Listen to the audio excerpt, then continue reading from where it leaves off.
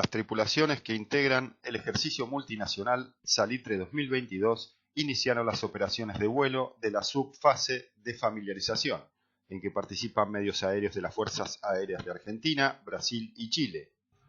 Los pilotos, tripulantes y personal de tierra de la Fuerza Aérea Argentina comenzaron los preparativos de los cazabombarderos A4AR del Grupo 5 de caza y de los aviones de instrucción avanzada y ataque ligero IA-63 Pampa 2 y 3 del Grupo 6 de caza.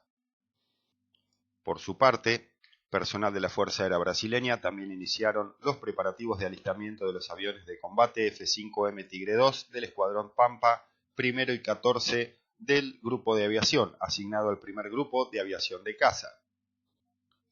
En tanto, aviadores de la Fuerza Aérea de Chile están operando con aviones de combate como son los A-36 Toki, A-29 Super Tucano, F-16 Block 50, F-16 MLU y F-5 Tigre III, además de los grupos de aviación 9 y 10 con aeronaves de apoyo al combate MH-60 Black Hawk, C-130 Hércules, KC-135E Stratotanker y E-3D Sentry. El ejercicio actualmente está desarrollando la fase de ejecución, que se realizará entre el 10 y el 21 de octubre. Esta etapa comprende la subfase de familiarización entre el 10 y el 13, lo que les permitirá a los pilotos extranjeros y nacionales conocer la zona y los procedimientos establecidos. Luego, entre el 14 y el 21, se desarrollará la subfase Live Exercise,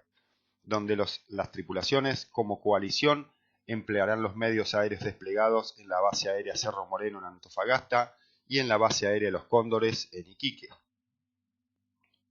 Salitre es un ejercicio aéreo combinado que, mediante la práctica de procedimientos comunes bajo la normativa OTAN, busca mejorar la interoperabilidad de las fuerzas aéreas amigas con operaciones aéreas preplanificadas, conducidas y controladas por aviadores militares de la Fuerza Aérea de Chile.